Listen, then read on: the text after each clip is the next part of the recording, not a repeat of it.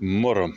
Tuli tuossa parin tunnin pyörälenkillä vähän mietittyä näitä niin kuin kuntostandardeja, että minkälaisessa kunnossa pitäisi olla ja mitä kaikkea pitäisi pystyä tekemään, että voi sanoa, että on hyvässä kunnossa. Niin nykyään tuppaa vaan ne vähän painottumaan aika paljon tonne niin kuin pelkästään tähän voimapuolelle, niin mietin siinä sitten, että mikä olisi semmoinen keskiverto miehelle ja naiselle ihan hyvä miettiä, että mitä pystyy tekemään, niin tuli semmoisen aatokseen, että ihan ensimmäisenä pitäisi pystyä juoksemaan tunti.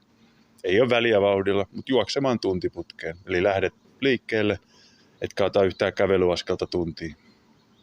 Toiset juoksee kovempaa, toiset vähän hitaampaa, mutta ennen kaikkea se on myös semmoinen henkisen kovuuden testikin, että jaksaa juosta se tunti. Ei se ole mikään älyttömän vaikea. Monesti tulee juostua pidempikin lenkkejä itse, mutta ja sitten miettii näitä lihaskuntopuolen juttuja, niin kehonpaino liikkeet tuli itselle mieleen, että mitä pitäisi pystyä tekemään tietty määrä, koska siinä tulee sitten se oma niin kuin myös ylipainot sun muut heti testattua. Niin 10 leukaa, 25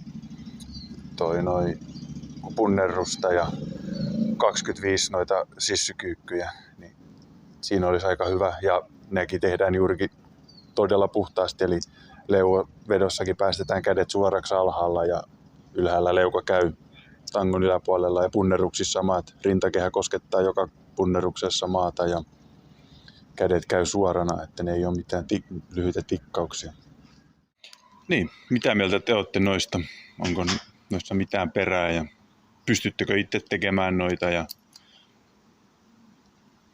jos on jotain muuta parempaa ehdottaa, niin pistäkää kommentteihin tai vastatkaa vaikka videolla.